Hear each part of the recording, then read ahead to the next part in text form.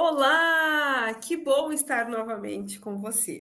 Hoje vamos ter juntos a nossa sétima aula.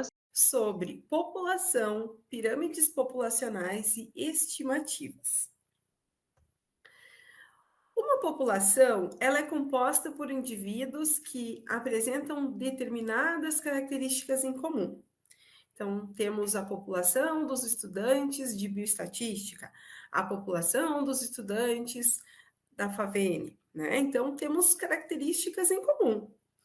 E para determinar a composição de uma população, é necessária a utilização de indicadores, sendo eles demográficos, socioeconômicos ou relacionado a alguma informação sobre essa população específica.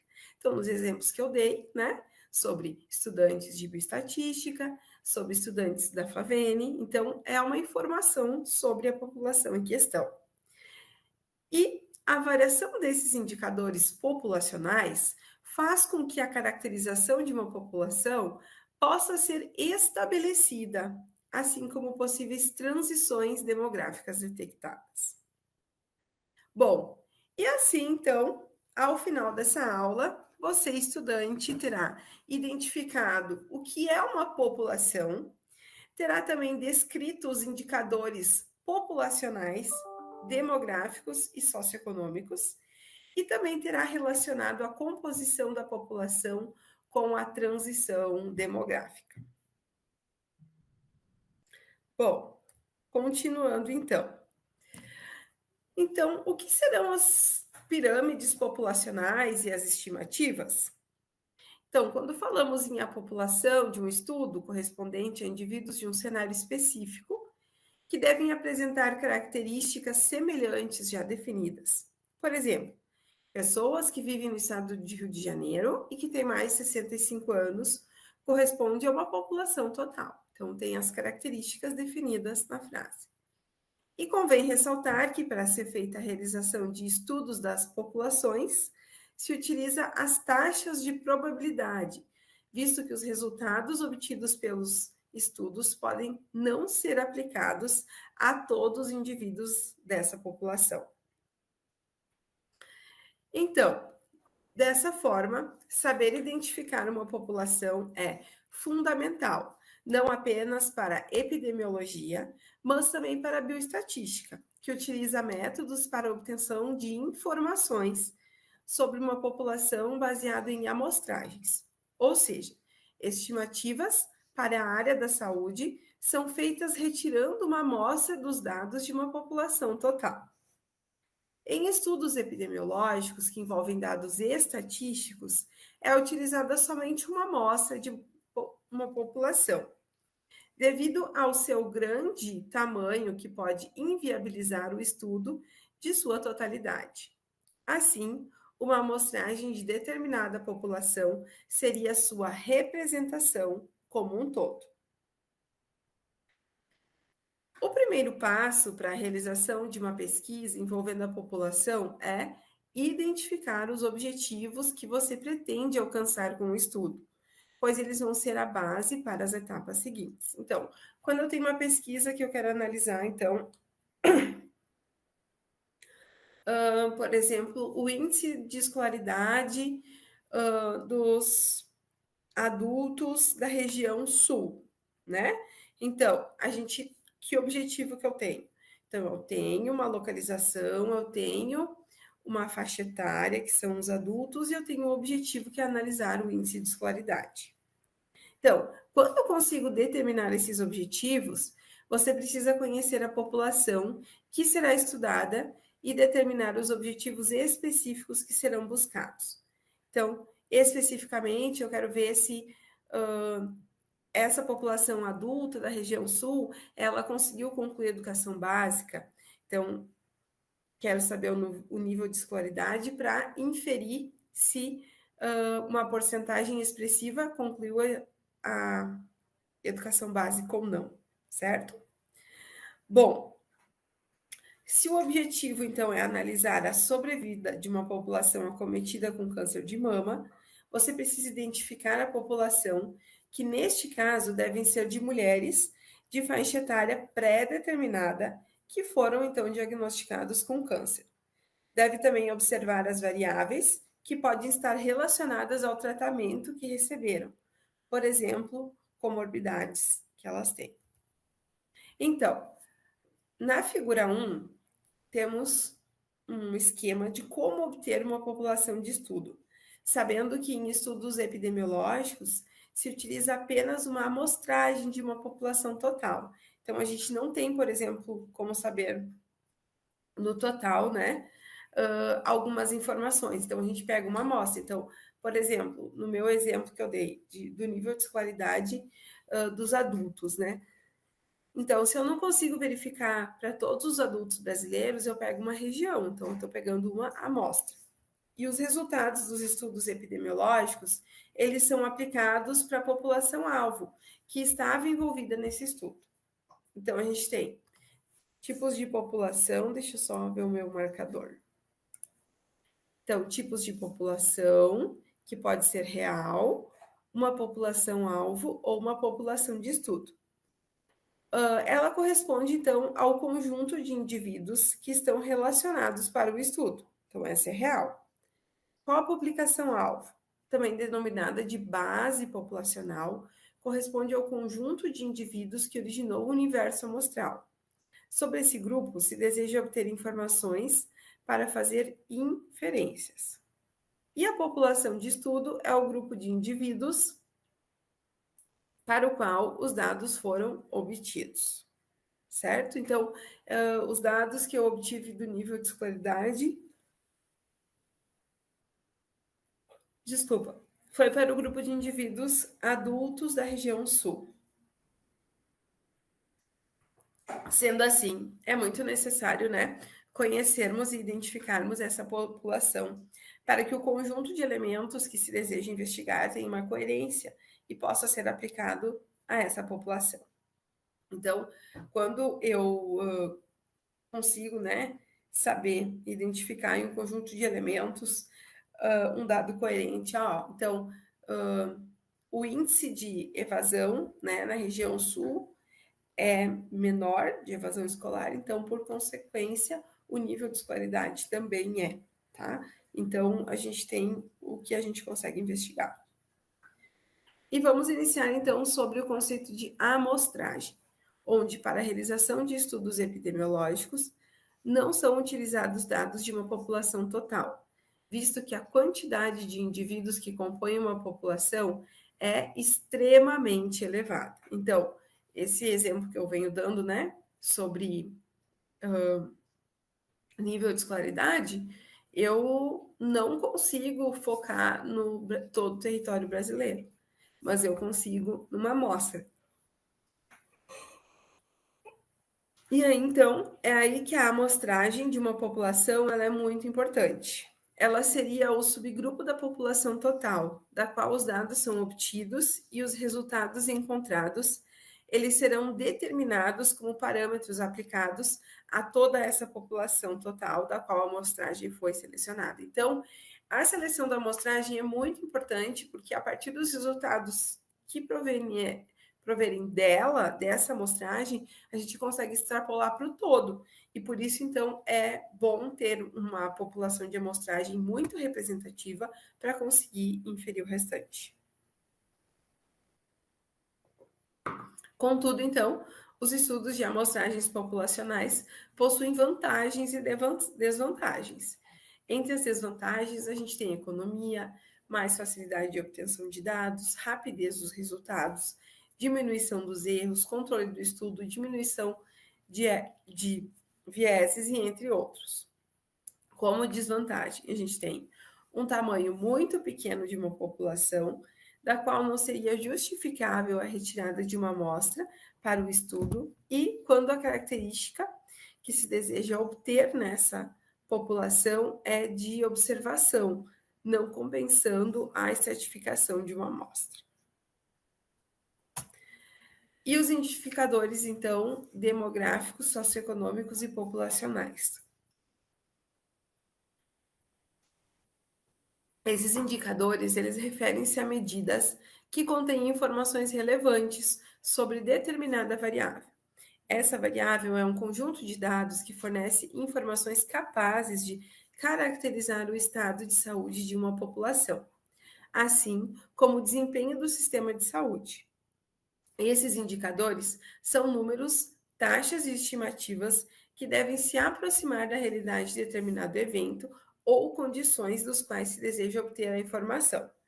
Após a determinação dos valores indicados em número, é possível fazer a extrapolação dos dados obtidos, a fim de realizar uma comparação em tempo e espaço. E essa comparação é utilizada para determinar a epidemiologia demográfica. No processo de construção de um indicador, é bastante complexo, podendo existir variações relacionadas à enumeração de eventos ou à própria construção do indicador.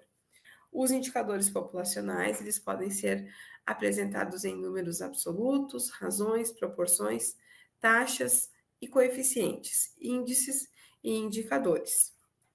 A qualidade de um indicador, ela depende diretamente da qualidade dos dados utilizados para sua construção, enfatizando a precisão do sistema de informações empregados com relação ao registro, coleta e transmissão dos dados. Então, um indicador, ele deve apresentar dados completos para todos os eventos. Deve ter consistência com valores coerentes aos eventos, ser mensurável e apresentar relevância, respondendo a prioridades de saúde, como boa relação custo-benefício, justificando o investimento, tempo e recursos envolvidos no indicador criado. A excelência de um indicador, ela é definida pela sua validade, pela capacidade de medir o que se pretendia, levando à precisão do dado ser confiável, com reprodutibilidade dos resultados e situações semelhantes, e apresentar sensibilidade e especificidade. E a figura 2, então, vai nos mostrar os indicadores para a gestão de saúde. Então, a gente tem, na categoria demográficos, quais são esses indicadores? Taxa de natalidade, taxa de fecundidade, população, grau de urbanização, proporção de idosos e índice de envelhecimento. No caso da categoria socioeconômicos, temos os indicadores índice de desenvolvimento humano, proporção de analfabetos. A categoria cobertura. Então, os indicadores são a cobertura de saneamento básico adequado.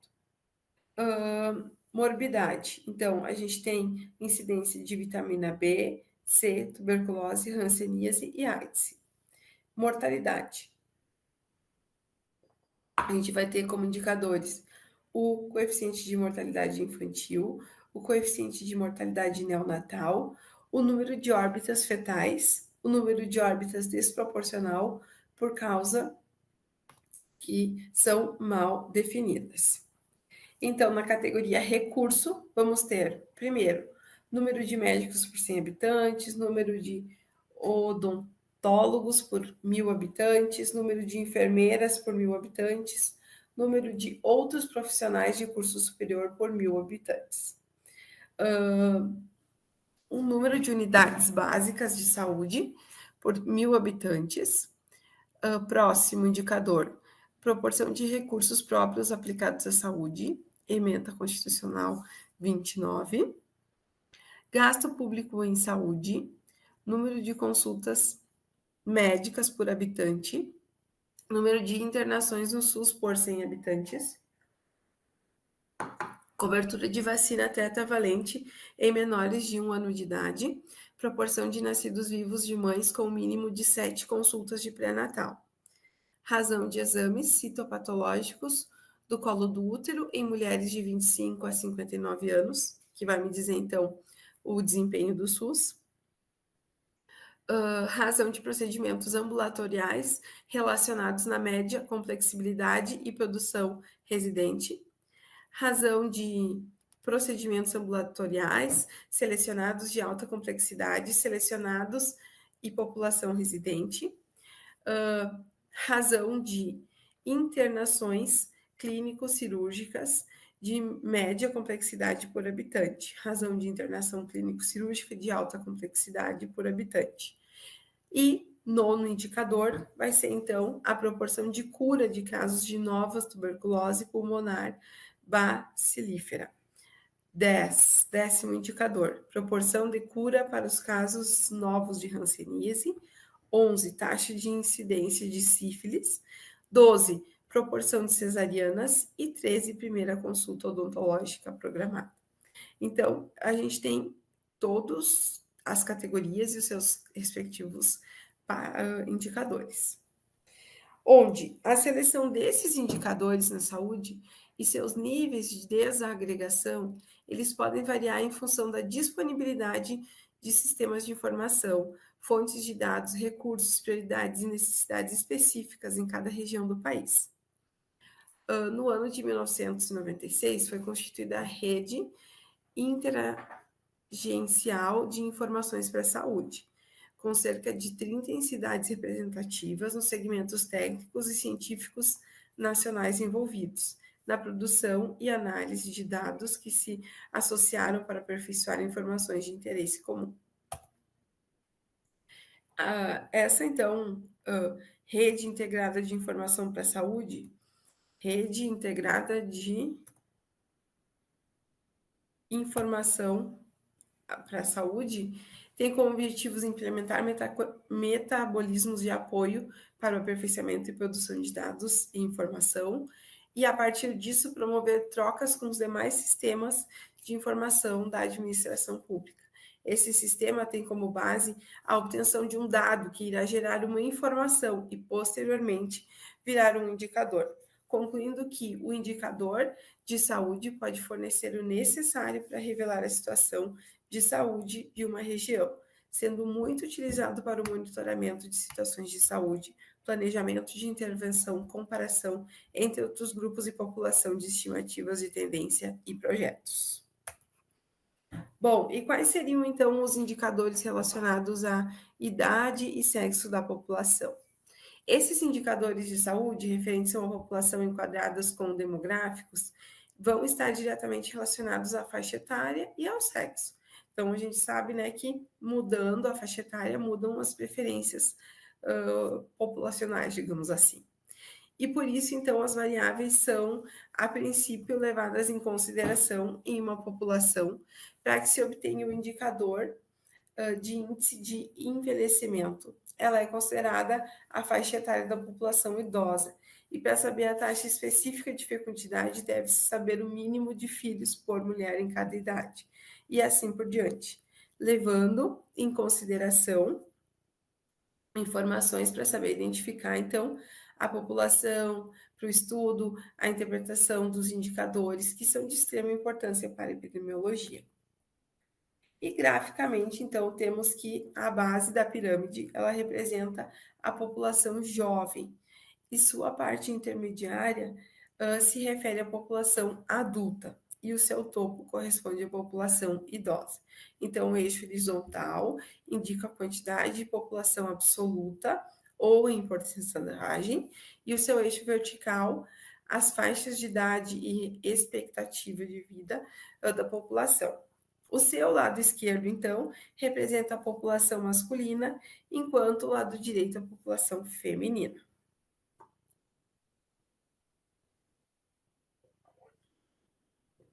Uma pirâmide com uma base muito larga e um topo estreito representa um país com uma quantidade específica ou expressiva de população jovem e uma baixa presença de idosos. Quando a pirâmide ela tem um corpo estreito e um topo largo, indica que é como se ela fosse invertida, né? Que a população idosa é maior que a sua população em idade ativa. Então, se a pirâmide tem uma base larga e o topo estreito, indica que o país apresenta alta taxa de natalidade e mortalidade. Então, nós temos muitos jovens e poucos idosos. Se a pirâmide tem uma base de corpo estreitos, indica que o país tem baixa taxa de natalidade e poucos jovens e adultos. Se a pirâmide ela tem um topo que é bastante largo, expandido, indica que existe o país uma alta expectativa de vida e, consequentemente, muitos idosos. A figura 3, então, traz os dados sobre essa pesquisa. Então, a gente tem a pirâmide populacional do Brasil, né? E a gente vê, então, que ela é menor nas extremidades e menor ainda na extremidade superior. E vamos, então, analisar juntos. Então, temos o índice de massa nela em rosa, né, do feminino, com 0,7% estão na idade, então, de 84 anos, 34% crianças de 0 a 4 anos e, de um modo intermediário, 50 a 54. Então, nós temos muitos dados que podem ser obtidos pelas pirâmides populacionais, principalmente dados de tendência. Então, a população brasileira, ela acompanhou em média a média mundial com relação à transição demográfica. E em 1950, o Brasil tinha 15 mil habitantes em 1700. Era estimativa de uma população de 3 mil habitantes. E o patamar de 3,2 milhões, ele foi atingido em 1800, enquanto que o de 17,4 milhões entre 1909 e 51,9 milhões em 1950. Então, no censo do ano de 2000, a população brasileira ela foi estimada de 171,3 milhões de habitantes. A projeção, então, populacional para 2025 é de 259,8 milhões. Bom, e como será então a estimativa da composição populacional e a transição demográfica? Quando a gente observa que a população mundial ela já atingiu a casa dos bilhões de habitantes, a gente para de pensar que esse contingente populacional levou séculos para chegar nesse número, apresentando diferentes ritmos de crescimento relacionados às épocas históricas. Há aproximadamente 8 mil anos antes de Cristo, a população mundial correspondia a cerca de 8 milhões de habitantes. No início da era cristã, a população era composta por 300 milhões de habitantes. E apenas 1237 anos depois, sua quantidade duplicou. Então, por volta de 1750, a população total mundial era de 800 milhões de habitantes, valor duplicado após 50 anos. Então, com o passar dos anos, uma quantidade de menor quantidade de tempo é necessária para o crescimento populacional fosse verificado. Em 2000, a população correspondia a cerca de 6 bilhões 885 milhões 742 mil habitantes. E a estimativa, então, para 2050 de 9 milhões 9 bilhões 75 milhões 903 habitantes. E vale salientar que o crescimento populacional mundial é a variação do desenvolvimento da região. E aí a gente tem que os principais indicadores relacionados com a transição epidemiológica, nós podemos citar, né, os coeficientes de natalidade, fecundidade, mortalidade geral e infantil, taxa de crescimento,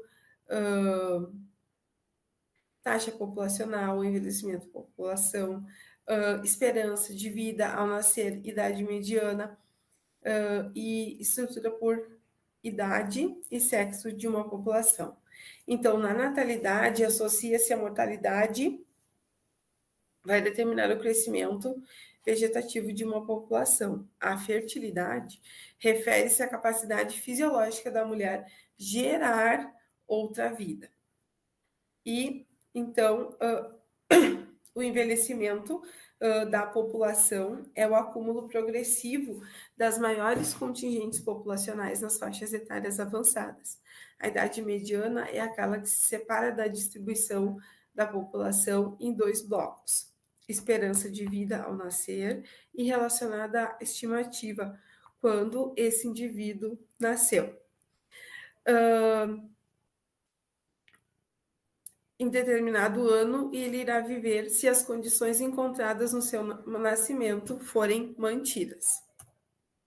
Existe uma distribuição importante na sociedade e no sistema previdenciário, influenciado pela população economicamente ativa, que corresponde à parcela da população que está trabalhando e a que está desempregada, em busca de trabalho. Inclui simultaneamente e não exclusivamente, né, a população ocupada e a desocupada em busca de trabalho. Sendo assim, também são incluídos os trabalhadores formais, informais, empresários, empregadores, trabalhadores autônomos, entre outros. E uma forma bastante fácil, né, de representação desses dados podem ser as pirâmides populacionais, as quais são resultado da observação de uma população com relação à idade e ao sexo, desenvolvimento e demais variáveis. Essas pirâmides etárias sofrem estreitamento de sua base em relação à densidade da população jovem ou idosa. Então, como apresentado na figura 4. Então, a gente tem países subdesenvolvidos. Então, a gente tem pessoas com mais de 80 anos, né, numa quantidade bastante menor. Então, a parte mais escura representa homens, a parte mais clara representa mulheres. Então, a população de 0 a 4 anos é uma das maiores, ficando muito próxima do que a população de 10 a 14 anos, certo? E aí, em países desenvolvidos, a gente tem, então, quase a mesma quantidade, né, de pessoas com 80 a mais e pessoas de 0 a 4 anos, né, no caso das mulheres, certo? Então,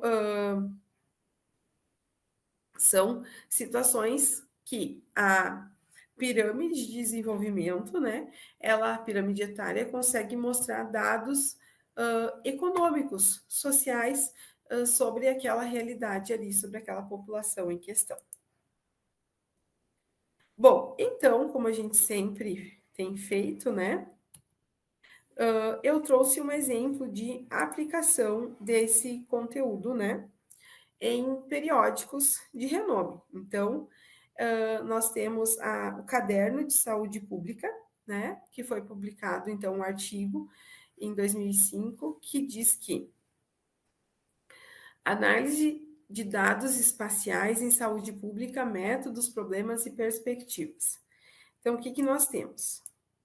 Desde finais da década de 80, que na área da saúde vem se discutindo e experimentando diversas abordagens onde a localização espacial e os sistemas de informação geográfica têm papel destacado.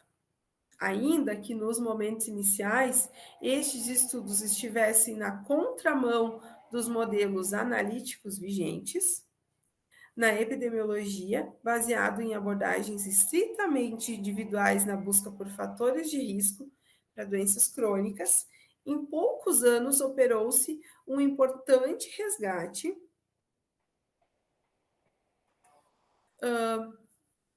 do papel ambiental sociocultural na determinação das doenças e, relacionado a isso, no acesso aos recursos e equipamentos da saúde.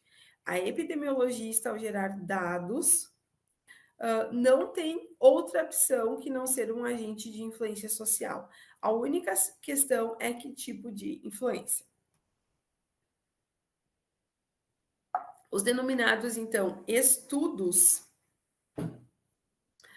ecológicos, eles são definidos como estudos onde se focaliza a comparação de grupos ao invés de indivíduos. Então, no caso da amostragem ao invés da população.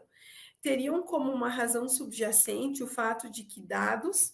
Deixa eu aumentar o zoom aqui.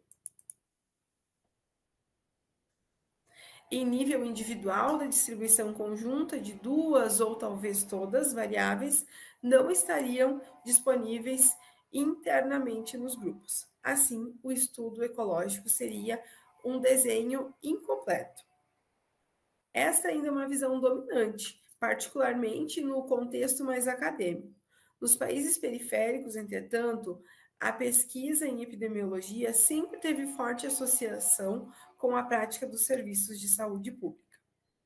E possivelmente por ter nestes parceiros financiadores importantes, cumprindo um papel essencial no que se definiu como informação para ação.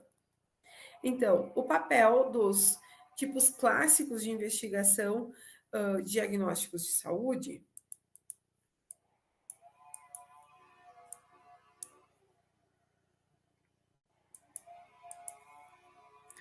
Deixa eu aumentar o zoom aqui.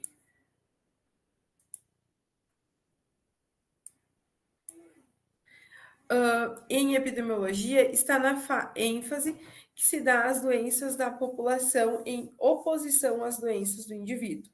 A pergunta que se deseja responder nesse caso não é sobre as causas dos casos de doença, mas sobre as causas da incidência da doença em grupos populacionais. E assim se comparam diferentes populações em geral, são definidas como moradores de uma mesma área. Né? Então, geralmente, né, a característica comum é a localização mesmo dessa população. E assim, então, o interesse ele focaliza-se não na doença em população, mas na doença de populações. O objetivo é ver a floresta e não as árvores. A visão, então, centralizada no indivíduo leva ao uso do risco relativo com a representação básica da força etiológica, ou seja, o risco em indivíduos expostos relativos aos não expostos, embora essa seja a melhor medida de força etiológica e não é de maior importância em saúde pública.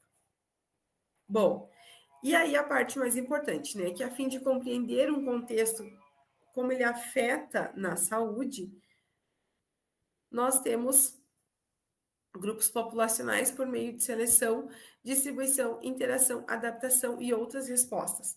Torna-se necessário, então, medir efeitos em nível de grupo, uma vez que medidas em nível individual não podem dar conta desses processos. Recentes avanços metodológicos no campo da estatística, particularmente os denominados modelos aleatórios, eles trazem perspectivas inovadoras para análise, superando o fato de que grande parte da pesquisa atual em epidemiologia, ela está baseada no individualismo metodológico, a noção que a distribuição da saúde e a doença em populações, ela pode ser explicada exclusivamente em termos das características dos indivíduos. E neste mesmo campo, então, investigações de efeitos denominados de vizinhança apontam para os riscos associados com a estrutura social e ecológica da vizinhança, e seja possíveis intervenções inovadoras no nível da comunidade. Então, padrões de mortalidade ou comorbidade, de propagação de epidemias, transmissão sexual de doenças ou a transferência de comportamentos ou valores, eles não podem ser explicados sem uma abordagem que, além de considerar os grupos, estude o espaço e o tempo. Por outro lado, na área relacionada à prestação de serviços em saúde, diversas aplicações permitem estudar aspectos geográficos no uso dos serviços de saúde, trazendo novas informações para a discussão da equidade ao analisar o acesso geográfico, as diferenças no uso segundo aspectos socioeconômicos. E, além disso, novos ramos se desenvolvem, ganhando importância cada vez maior nos estudos ambientais. Em resumo, os métodos de análise espacial na saúde coletiva vêm sendo usados principalmente em estudos ecológicos, na detecção de aglomerados espaciais ou espaço-temporais, na avaliação de monitoramento ambiental e aplicados ao planejamento e à avaliação de algum serviço na saúde. Recente revisão sobre o uso, então, de sistemas de informações geográficas e ferramentas de análise espacial em saúde pública aponta para o desenvolvimento de uma ferramenta que interage ou integre em funções de processamento e análise de informações georreferenciadas, cuja implantação dependerá, entretanto, da demanda de métodos de análise espacial como comunidade da área da saúde pública. Entretanto, Embora bastante extenso, e talvez por causa disso, a modelagem estatística espacial e a integração entre SIG e estatística não são aprofundadas. Alguns livros excelentes publicados nos últimos anos procuram fazer a ponte entre métodos estatísticos espaciais e aplicações em saúde pública, e praticamente ignoram os aspectos ligados ao gerenciamento da informação geocodificada em sistemas de informações geográficas. Por outro lado, livros voltados para SIGs pouco desenvolvem uma questão estatística e de modelagem dos processos. Um aspecto deve ser considerado está numa área de investigação onde a inter ou a transdisciplinaridade, mais do que desejável, é imprescindível. Além de conhecer profundamente o problema em questão, os métodos necessários à incorporação nos estudos da dimensão espacial ou espaço-temporal envolvem, no mínimo, conhecimentos de SIG e técnicas estatísticas bastante sofisticadas. Isso porque a existência de padrões espaciais implica a incorporação de modelos estatísticos de estruturas de correlação entre as observações. Os modelos mais complexos frequentemente só podem ser estimados usando-se a inferência bayesiana. Ainda pouco empregada no contexto da epidemiologia e da saúde pública em geral. Mesmo considerando que o custo da aquisição da informação ainda seja elevado, vem caindo dramaticamente nos últimos anos, que o treinamento formal na área ainda seja escasso. Apesar da oferta de diversos cursos de atualização e que programas de computador não sejam muito amistosos, acreditamos que o reconhecimento do potencial desses métodos na área de saúde coletiva permitirá ampliar o seu uso e estimular a criação de redes cooperativas interdisciplinares, onde o objetivo deste trabalho é apresentar algumas aplicações exemplares de métodos voltados para análise de padrões espaciais de eventos em saúde, discutindo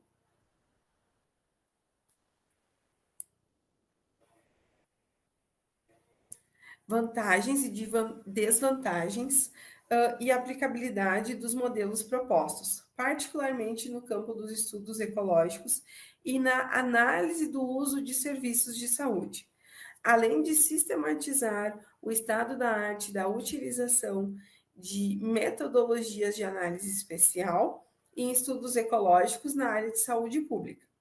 Então, os autores do artigo esperam contribuir para que os pesquisadores especialistas, cada um dos grupos relacionados,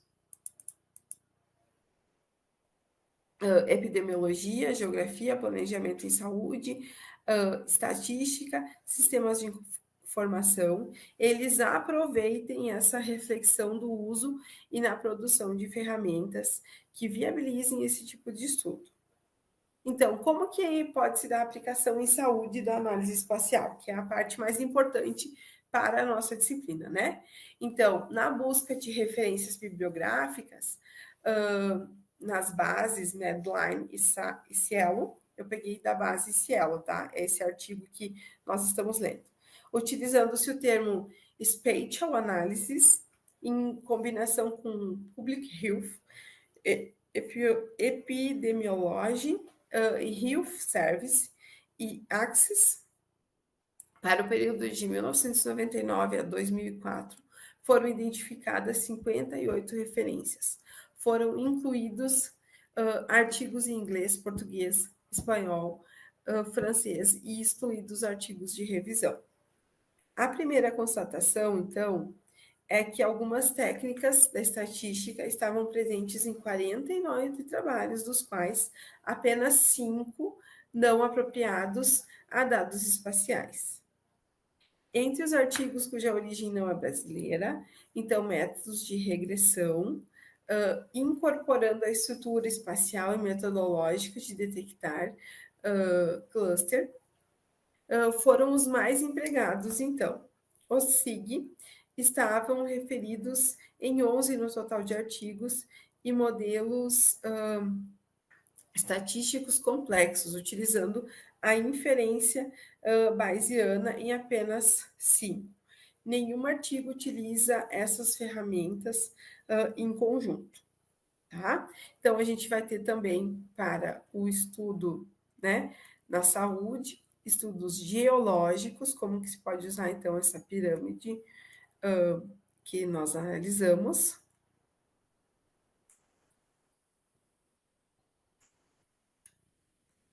Peraí. Então, na área ecológica, então a gente tem como risco a regressão ecológica. Temos, então tem toda a análise, né, também de regressão ecológica, indivíduos e regiões.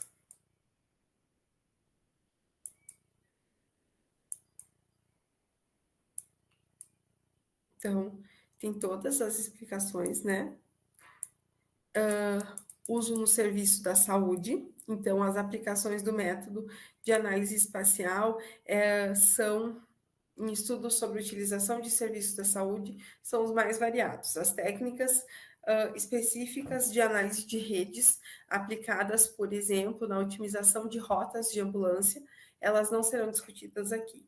O que nós abordaremos é o acesso da clientela, avaliando os riscos,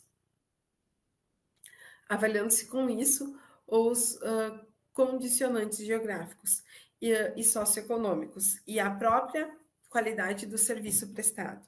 A investigação, então, das desigualdades regionais na acessibilidade dos serviços, ela tem como um dos objetivos a definição das unidades de observação, caracterizadas por incluírem dentro de seus limites geográficos a maior parte dos deslocamentos em busca de atendimento.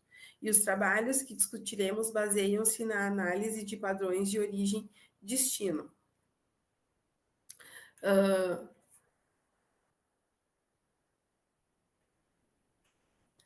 Só me perdi.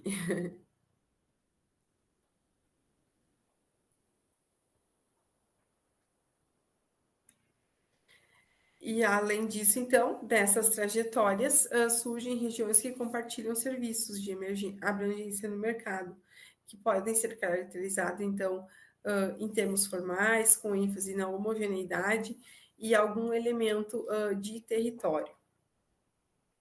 Com ênfase em sistemas, então, de relações fundamentais que caracterizam o sistema territorial integrado. Então, regiões homogêneas são definidas com base em elementos característicos presentes. Então, nesse tipo de região é reduzida a variação da densidade ou da intensidade de ocorrência dos elementos definidos no âmbito de cada região. Regiões funcionais, por outro lado, elas são